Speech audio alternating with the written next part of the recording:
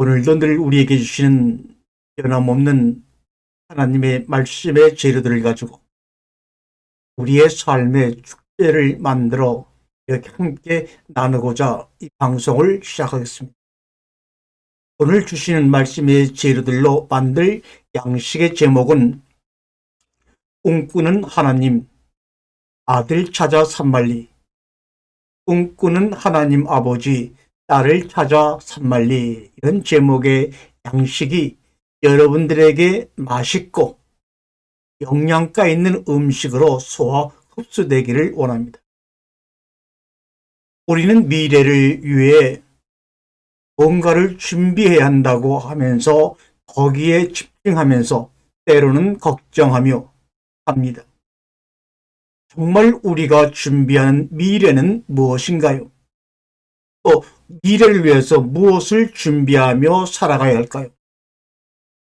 나에게 의미하는 미래는 또한 어떤 모습, 어떤 존재일까요? 그러나 우리는 이러한 고민을 해보면서도 우리의 살아온 날들을 돌이켜보면 우리는 날마다 과거를 반복해 살아가고 있을 뿐입니다. 똑같은 패턴의 행동, 습관이 반복되는 오늘이라는 똑같은 과거. 그러다 보니 열심히 살고 무엇을 하는 것 같음에도 불구하고 기쁨도 신기도 늘 부족한 가운데 배고픔을 느낍니다. 그러니 그것을 보충하기 위해 감각적인 것, 욕망에 의지하는 것입니다. 눈에 보이는 것을 붙잡지 않으면 살아갈 수가 없는 것입니다. 남에게 무엇인가 보이지 아니하면 공허한 마음을 감출 길이 없는 것입니다. 우리는 마음을 가지고 있습니다.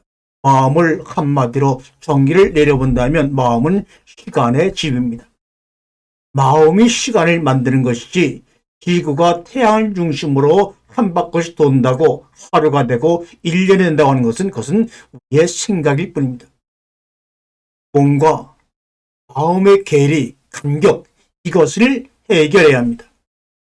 믿습니다 하면서 큰 소리로 우리 과거에는 부흥에 따라 집회에서 믿습니다 할렐루야를 많이 했습니다.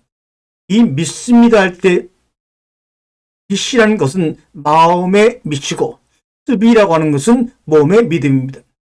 그러므로 믿습니다 할 때도 마음의 믿음과 몸의 믿음이 하나가 된 것을 믿습니다라고 하는 것입니다. 앞에 믿은 마음의 믿음이고 뒤에 습은 몸의 믿음입니다. 이것이 말씀 안에서 생명 안에서 몸의 믿음과 마음의 믿음이 만나야 합니다. 그래야 바울과 야고보의 신앙의 정점을 찾을 수가 있는 것이죠. 공자도 이런 말을 했습니다. 하기 시습지 배우고 익히면 기쁘지 아니하랴 이런 말을 했습니다. 배우고 익히면 기쁘지 아니하라. 창세기 1장 1절 태초에 하나님이 천지를 창조하시리라. 이 1절의 구절이 7개의 단어로 이루어진 간단한 문장이지만 이 간단한 문장이 믿어지고 깨달아져야 성경 66권의 바른 깨달음이 생기는 겁니다.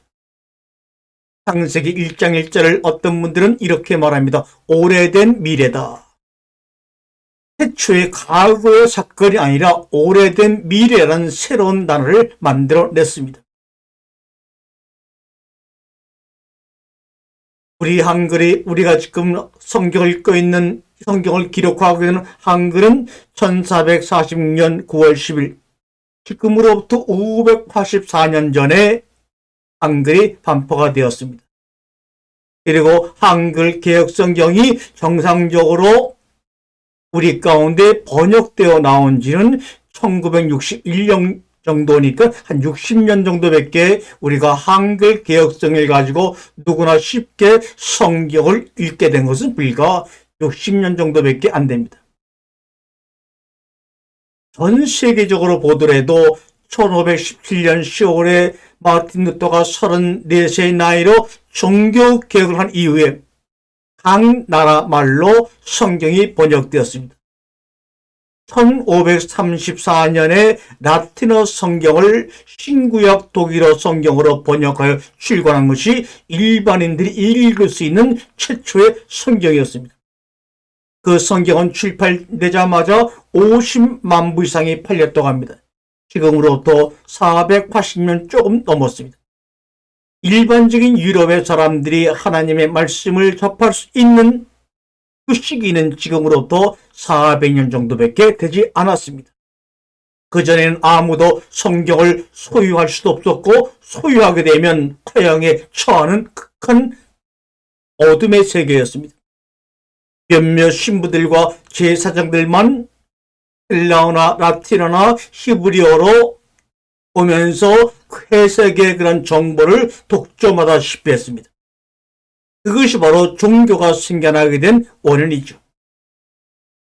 우리 과거 500년 전에도 한글을 만들기 전까지는 사대부가 사대부로서의 권세를 갖고 남용할 수 있었던 이유는 뭡니까?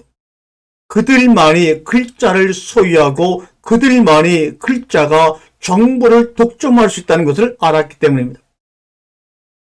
양반들만이 소유했던 글자는 바로 그들의 권력을 유지하는 강력한 수단이었습니다. 백성들이 글자를 알면 사대부들의 양반들의 입지가 좁아질 것이라는 두려움이 늘 양반들의 마음 가운데는 존재했습니다. 이에 반해 세종대왕은 글을 모르는 백성이 생각하는 것을 표현하지 못해 자신의 의견이나 억울한 사정을 표현하지 못하고 고통당하는 백성들의 마음을 안타깝게 여겨 힘든 길이지만 그 길을 가서 일반 서민들도 민중들도 자신의 마음을 표현하고 글을 읽을 수 있는 한글을 만들기로 결심했던 것이죠. 마찬가지로 하나님도 무전으로 소리로 전달되던 하나님의 마음이 어느 날 하나님께서는 이스라엘 백성들을 광야로 불러내셔서 40년 동안이라는 기간을 광야에 머물게 하면서 인간들이 사용하는 문자를 통하여 인간들에게 자신의 마음을 전달하기로 결정하셨죠. 하나님이 그런데 그 당시에 쓰던 언어들은 우리가 지금 쓰는 언어와는 전혀 다릅니다. 그저 인간들의 세금 계산서나 외상 장부를 기록하는 문자 정도밖에 되지 않았습니다. 인간들의 선거에 사용되는 세금 계산서나 외상 장부를 기록하는 문자를 통하여 온 우주를 창조하신 하나님이 자신을 계시한다고 하셨던 그 하나님의 발상은 하나님의 모든 권위, 하나님의 능력, 하나님 다음을 우리를 위해 포기하시겠다는 것과 다름이 아닙니다. 그것이 바로 광야에서 일어난 하나님의 은혜요 기적입니다. 그것을 우리는 사실은 신의 죽음이다, 이렇게 이야기할 수가 있습니다. 우리는 성경을 보면서 하나님의 죽음을 공감하고 거기에 반응할 줄 알아야 합니다. 나를 위한 그분의 죽으심이 문자로 자신을 제한시키면서까지도 표현하시 원하셨던 그 첫 문장이 바로 창세기 1장 1절 태초에 하나님이 천지를 창조하시니라. 그 한 문장을 뭐라 그러느냐? 바로 헬라어로 로고스라고 하는 것입니다. 율법이라고 하는 거, 모세가 하나님으로 받았던 십계명을 비롯한 율법이라고 하는 것은 하나님의 자기 계시입니다. 더 쉬운 말로 말하면 하나님의 자기 소개서입니다. 인간들에게 자신을 소개하는 자기소개서가 바로 모세오경 율법이라고 하는 것입니다. 우리를 보고 지키면 살고 안 지키면 죽어 하는 법도 협박도 아닙니다. 협박이라는 것도 자신과 어느 정도 상대가 되는 사람들에게 협박을 하는 것이죠.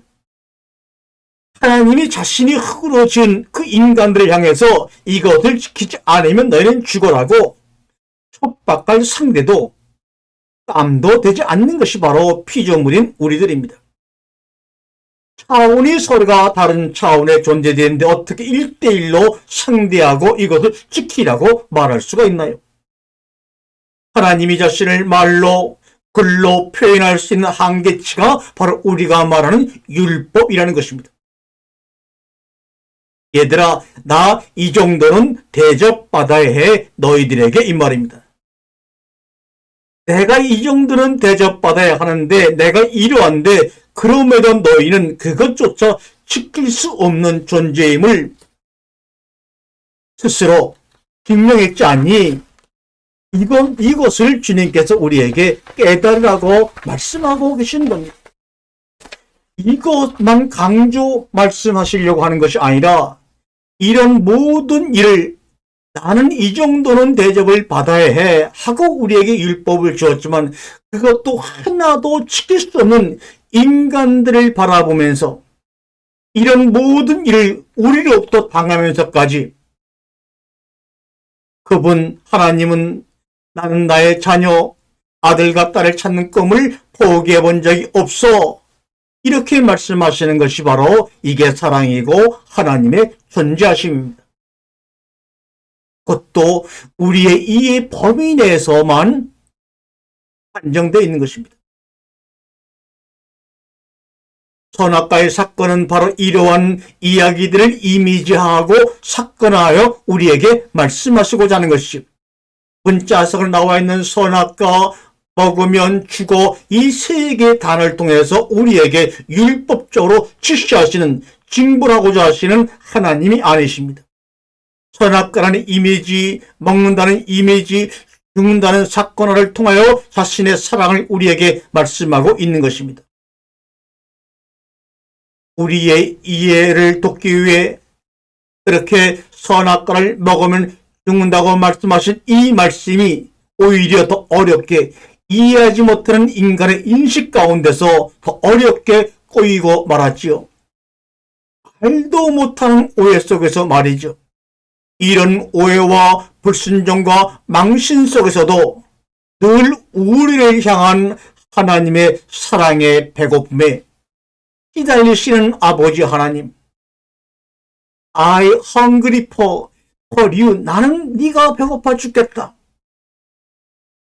내가 너를 먹지 못하면 너의 사랑을 내가 너로부터 증명받지 못하면 나는 늘 배고픈 하나님이 되는 거예요. 그래서 예수님도 이 땅에 오셔서 심령이 가난한 자는 복이 있나니 천국이 저희 것이며 이것은 우리를 향하여 너희가 이렇게 심령이 가난한 마음을 갖게 되면 천국을 소유할 것이라는 조건부가 아닙니다. 하나님 자신의 마음, 우리를 향한 하나님의 사랑의 마음을 가난한 자는 복이 있나니 저희가 천국이 저희 것이며라고 말씀하고 있는 것이죠. 심령이 가난한 자는 복이 있나니 천국이 저희 것이며 주님 자신의 상태를 말하고 계십니다. 이런 주님의 마음을 아는 자가 주님과 함께 천국을 공유하고 누리는 것입니다. 예수님은 십자가의 죽음으로 완전히 자신을 비웠습니다. 왜요? 그 빈 그 안에, 공간 안에 우리들로만 채우시려고 비우신 것입니다. 빗방울, 땀방울 하나도 남기지 않고 온전히 비우심으로 우리로 채우려고 하시는 그 십자가의 사랑. 그런데 우리는 예수님의 비우심, 고품에는 관심이 없고 늘 그분의 이름을 사용하여 우리가 원하는 탐욕과 욕망만 채우려고만 하니 하나님이 가만 있으시겠어요? 하나님이 가만 있으시겠어요? 우리로만 만족하시는 주님이신데 우리가 가지고 있는 것이 가지고 가려는 것이 우리는 너무나 많이 있습니다. 하나님은 우리 한 사람으로만 자신의 빈 모든 공간을 채우려고 하는데 우리는 거기에는 관심 없고 하나님의 나라 천국을 간다고 하면서도 가지고 가려고 하는 것이 너무나 많습니다. 그래서 오늘도 주님은 계속해서 그것을 걷어내시려고 오늘도 얼마나 많은 땀을 흘리고 계시는지 너희는 알기나 하니 주님이 말씀합니다. 에덴 동산 바깥으로 나가서 선악과를 먹고 너희가 하나님께 순종하지 않았기 때문에 이제는 에덴 동산 바깥에 나가서 엉겅퀴와 가시덤불 사이에서 땀을 흘리고 고생해야 되는 밥 먹고 살아 이것이 아닙니다. 그 엉겅퀴와 가시덤불 가운데서 피와 땀을 흘리시는 분은 바로 우리 하나님 아버지십니다. 왜요? 스스로 가시와 엉겅퀴 속에서 땀을 흘리면서 우리 가운데 하나님의 나라에 가지고 갈 수 없는 것들을 걷어내시려고 주님이 그렇게 하신다는 것을 우리에게 말씀하고 있는 겁니다. 그게 바로 창세기 3장 18절에 가시덤불과 엉겅퀴를 말하는 것이 저주받은 사람이 살아가는 삶의 모습을 이야기하는 것이 아닙니다. 하나님이 우리 자신들 말로 채워지게 해서 자신을 비웠고, 마찬가지로 그분이 우리 안에 들어와서 우리의 빈 공간 속에서 오직 하나님 아버지만으로 채워지기 원한다면 서로 비워져 있어야 하나로 온전히 채워지는 것 아닐까요? 창세기 17장 18절에 보게 되면 선악과와 그를 위해 돕는 배필을 지으려는 말씀이 나옵니다. 왜 선악과를 먹지 말라 죽는다고 말씀하시는 그분이 곧바로 그를 위해서 도대체 무엇을 도우라고 돕는 배필인 그 여자를 만들어 인도했을까요? 이에 성경의 내용을 보게 되면 아담을 대신해서 온몸으로 질문을 던지는 이브의 살생하는 헌신하는 모습이 드러나죠. 후손을 이어가려고 다말이 자기의 시아버지 유다와 관계를 갖는 그런 근친상간의 처절한 모습을 통해서 그리스도가 이 땅에 오시고 그분의 믿음으로 우리가 구원의 자리에 있는 것이 아닙니까? 선악의 나무를 먹으면 죽는다고 했는데 그것이 먹으면 어떻게 되는지 우리 한번 먹어보자고 아담을 설득했던, 그러면서 그것을 먹게 함으로 말미암아 원죄를 지겠다는 온갖 오명과 누명과 오해를 쓰고 지금까지 죄인처럼 취급을 나가는 이브의 그 역할이 바로 돕는 배필의 역할 아닙니까? 아담을 대신해서 하나님이 말씀한 것을 경험케 하기를 원하는 이브의 그 역할, 선악을 알게 하는 나무를 먹으면 죽어. 이 얘기를 들은 이브는 선악이 뭘까? 죽음이 뭘까? 한 번도 본 적도 없고 들어본 적이 없는 그것을 이브는 너무나 궁금해서 견디다 못해. 그렇다면 내가 먹어보면 죽음이 뭔지 알겠지? 선악이 뭔지 알 게 아니야? 뭘 그리 고민해 여보 아담. 내가 다 책임질게. 이것이 에덴 동산의 여인의 모습이었습니다. 이것이 바로 이브가 감당해야 할 돕는 배필의 역할입니다. 우리가 생각하고 있던 것하고는 완전히 차원이 다릅니다. 그 뒤에 그 여인은 가인을 통해서 아벨을 통해서 셋이라는 자식을 낳아가면서 깨달아가는 이브의 그 모습은 너무나 마음이 짱할 정도로 안타깝고 아픕니다. 화가 가인을 낳고 이르되 내가 여호와로 말미암아 득남하였다니라. 여호와의 도움을 받아서 여기서 득남이라고 하는 것은 어린 아이를 의미하는 단어를 뜻이 아니하고 완전히 성인 남자를 낳았다고 얘기합니다. 하나님은 자신의 남편 아담을 흙으로 빚어서 지었다 그러는데 아니 에덴 동산 바깥에 나와서 보니까 자기의 배가 점점 불러가면서 급기야 어느 시간이 지난 다음에 무언가 나왔는데 보니까 남자들하는 겁니다. 이것은 하나님의 도움이 아니면 이런 일은 있을 수 없어 라고 외칩니다.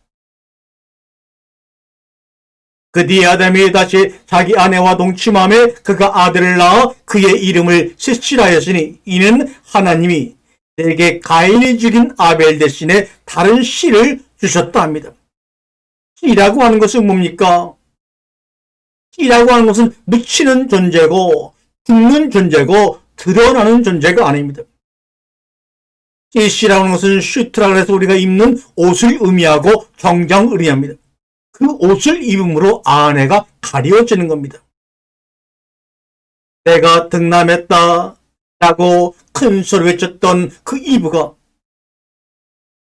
가인을 통해서 아벨이 죽는 모습을 보고 아벨 대신 선물로 받은 셋이라는 그 아들을 낳은 후에는 내가 득남했다고 말하지 않냐고 하나님이 씨를 주셨다 이렇게 고백합니다. 씨를 주셨다고 고백하는 그 아담과 이브의 마음속에는 우리의 인생은 새로운 생명을 구원교에 묻히는 존재요 드러나는 존재가 아니라는 것을 우리에게 말씀하고 있습니다. 하나님께서 우리에게 생명의 씨앗이 되어서 우리 가운데 들어오실 때는 우리 가운데 묻히는 존재로 오신 것입니다. 세상에 드러나지 아니하고 우리 눈에만 보이는 그런 존재로 우리 가운데 들어오시겠다는 말입니다. 씨 안에 열매 가진 나무가 열매에 씨 가진 나무가 되는 과정 속에는 바로 씨로서 뿌리를 내리기 위해 땅속에 묻히는 그런 죽음의 과정이 반드시 필요했던 것입니다. 그러므로 그러한 죽음의 과정을 거치기 전에 선악을 알게 한 나무를 먹으면 당연히 죽을 수밖에 없지만 그 죽음이라는 것은 우리를 사망의 골짜기로 인도하는 것이 아니라 많은 영혼을 열매를 먹기 위한 하나의 아름다운 과정이라는 것을 우리는 알아야 합니다. 아담과 여자, 남자, 여자가 서로 전혀 다른 존재가 아니지요. 같은 존재지만 다만 이 땅에서 둘로 살아가고 있는 것입니다. 겉사람 아담은 하나님 앞에 묵묵부답하고 있습니다. 그러나 속사람 아담인 이분은 이를 저지르고 가진 욕이란 욕을 다 먹어버립니다. 그러나 이게 자신의 역할임을 알기에 묵묵히 견뎌내는 이브의 아련한 모습에 우리는 박수를 보내야 합니다. 말씀으로 날마다 삶의 축제를 만들어가는 성도들은 뿌리 깊은 나무들입니다. 나무는 땅에 뿌리를 받고 있으면서도 끊임없이 하늘을 향해 올라갑니다. 천상으로 돌아갈 고향을 날마다 희구하지만 이 지상에 굳게 뿌리를 내리고 지상의 삶을 긍정하면서 성도의 귀한 일상을 실현하기 위해 노력하는 뿌리 깊은 나무가 성도들입니다. 우리가 아프리카를 텔레비를 보거나 가서 보게 되면 태고의 울창한 수림이, 열대 우림이, 자연이 그대로 보존되어 있습니다.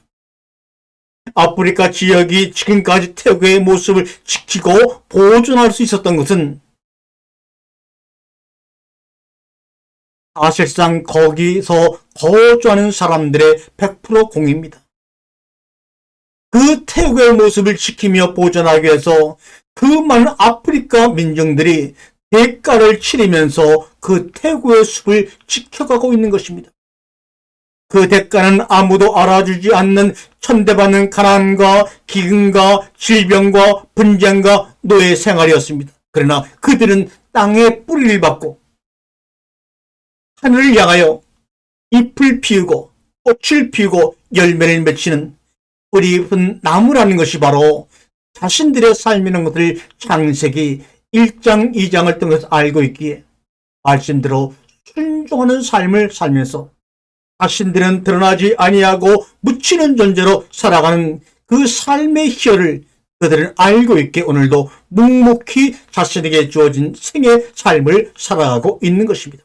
오히려 그들이 우리의 믿음의 선배요, 우리가 본받아야 될 믿음의 삶의 본질이지 않은가 생각을 해봅니다. 아멘.